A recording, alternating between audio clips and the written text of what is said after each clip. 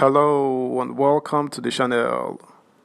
The social cultural Igbo group, Ohaeneze'S, has called on the Department of State Services (DSS) to arrest the former Niger Delta militant leader, Dokubo, within 2 days, as failure to do so will give credence to the fact that he is working on behalf of President Bola Tinubu. This is obviously in connection with the viral video Dokubo posted on social media, where he was seen holding a gun and making vile threats to Igbo people, and this is all coming few days after visiting Tinubu at the villa. Subscribe, like, share, and comment. Thank you. We give Nigerian DSS 48 hours to arrest Dokubo over open threats to Igbo, unless he is working for President Tinubu. Ohaeneze'S fumes.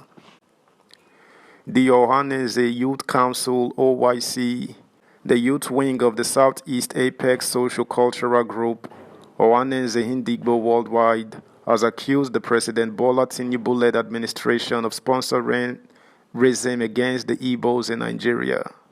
This was made known by the national president of Ohaeneze'S Youth Council (OYC), Comrade Igbo Ayaka Igbo Ayaka, while speaking to newsmen in Abuja on Thursday. The group called the attention of the general public to a viral video of Niger Delta militant leader Dokubo and his provocative statements against the Igbo few days after meeting with the president. The statement reads in part, "Recall that in a recent video clip that has gone viral on social media, the notorious ex-militant Dokubo was seen threatening to kill, exterminate and murder all Igbos wherever they are found just few days after being hosted at Aso Rock Villa by President Bola Ahmed Tinubu. As we have waited patiently after 48 hours of Dokubo's threat to kill the Igbos with fierce ambition as displayed in the said viral video with AK-47 rifles, it is most unfortunate that the said Dokubo is yet to be apprehended and/or prosecuted by the state security services. Without mincing words, Igbo are quite convinced that Dokubo's visit to Aso Rock Villa is an orchestrated meeting to further the ugly marginalization of the Igbos and subsequently stamp them out of existence, as well as ensuring that every perceived political opponent is eliminated, Igbo Ayaka revealed. It is obvious that the effrontery and/or the boldness of Dokubo to have threatened the Igbos while brandishing hard military wares and/or weaponry like AK-47 rifle is clearly marked of a strong secret approval of Mr. President Bola Ahmed Tinubu. The above is a vivid signpost to a secret agenda by Mr. President against the Igbo Christians through the clown called Dokubo. In our experience and to our knowledge that Dokubo is a Muslim like Mr. President Bola Ahmed Tinubu, and the fears of Muslim ticket by the Christians is actually for the avoidance of elimination of Igbo Christian, which Mr. President, instead of assuaging such fears, has rather commissioned Dokubo with all the paraphernalia and all requisite protection of the federal government to intensify the fears and murder the Igbos, Comrade Igbo Ayaka asserted. If Igbo wait for another 48 hours without Dokubo being arrested and/or prosecuted for acts of racism and be jailed, Igbo will be constrained to have no other options than to gather all forms of sophisticated weaponry for their self-defense to avoid being stamped out of existence in their prime by agents of darkness called Dokubo at the support and/or behest of President Bola Ahmed Tinubu, the statement added. Subscribe, like, share, comment, and please turn the notification bell on. Thank you.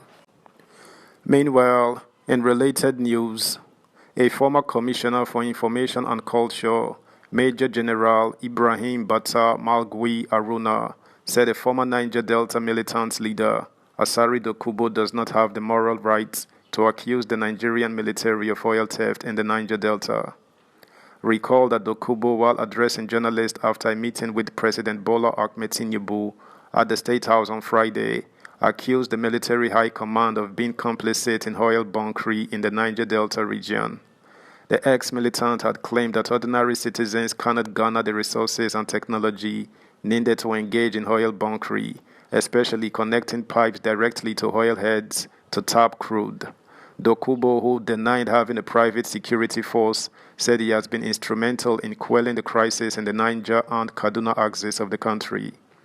But speaking on Arise TV's The Morning Show on Tuesday morning, General Aruna said people like Asari Dokubo lack the moral right to speak on oil theft in the country unless he wants to apologize to Nigerians. According to him, is Asari Dokubo free from oil theft? Is he not a beneficiary of oil theft? How did he finance his empire over there? Maybe he is accusing soldiers and lower people who steal jerry cans of petrol while he is behind the stealing and enjoyment of millions of dollars stashed in their bank accounts. I think talking about Dokubo and others is because of the impact of security and its operations have failed. Those who are assessing the military and other services, they point one finger at the military and the other three are pointing at them. In the Nigerian situation, they cannot get to where they've gotten if the spills of oil are not dripping from their ears and mouths.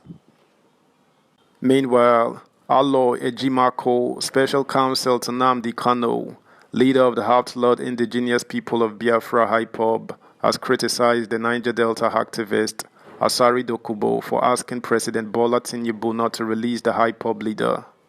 Mr. Dokubo made the request to Mr. Tinubu on Friday when he visited the presidential villa Abuja.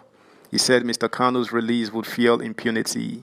The activist, without proof, accused the IPOB leader of instigating the October 2020 #EndSARS protest across Nigeria.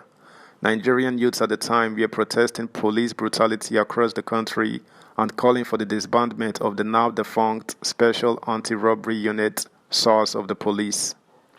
Mr. Ejimako, in a statement on Monday, said Mr. Dokubo's statement was defamatory of the fine character, reputation, and international standing of Mr. Kanu. He added that the statement was also in clear contempt of the October 2022 judgment of the Federal High Court Umuahia, which held that the IPOB leader was extraordinarily rendition to Nigeria in violation of his fundamental human rights. The EndSARS protest, which Dokubo blamed solely on Nnamdi Kanu, was an amorphous mass movement of Nigerian youths that had no identifiable leaders, and its grave fallout led to the constitution of many commissions of inquiry, none of which indicted Nnamdi Kanu, either as a participant or a leader, he said. That's the news, guys.